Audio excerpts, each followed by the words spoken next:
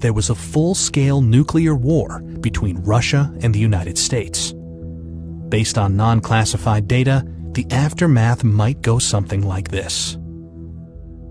When one side launches nuclear missiles, the other side detects them and fires back before impact. U.S. submarine-launched ballistic missiles from west of Norway start striking Russia after about 10 minutes, and Russian ones from north of Canada start hitting the U.S. a few minutes later. The very first strikes are high-altitude EMP attacks, frying electronics and power grids by creating an electromagnetic pulse of tens of thousands of volts per meter. The next strikes target command and control, as well as nuclear launch facilities. Land-based intercontinental ballistic missiles take about half an hour to arrive. Major cities are targeted, both because they contain military facilities and to stymie the enemy's post-war recovery. Some cruise missiles take hours to reach their target.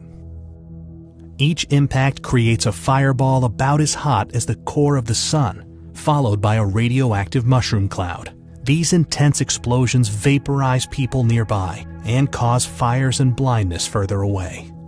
The fireball expansion then causes a blast wave that damages buildings, crushing nearby ones. The United Kingdom and France have nuclear capabilities and are obliged by NATO's Article 5 to defend the US. So Russia hits them too. Firestorms engulf many cities, where storm-level winds fan the flames, igniting anything that can burn, melting glass and some metals, and turning asphalt into flammable hot liquid. But the explosions, the electromagnetic pulse, and the radioactivity aren't the worst part. Nuclear winter is, caused by the black carbon smoke from the nuclear firestorms.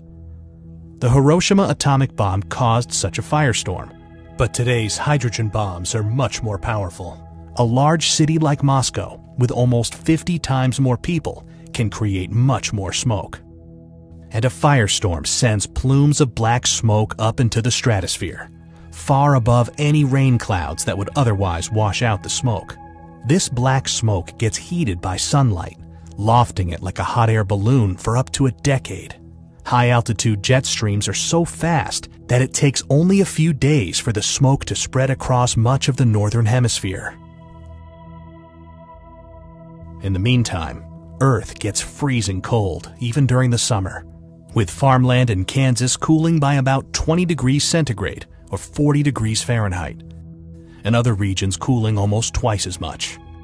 A recent scientific paper estimates that over 5 billion people could starve to death, including around 99% of those in the United States, Europe, Russia, and China.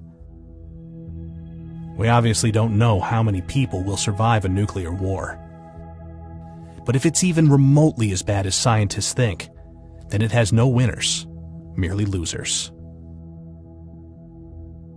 It's easy to feel powerless, but the good news is that there is something you can do to help. Please share this video, because the more people know about nuclear war, the less likely it is that we'll start one.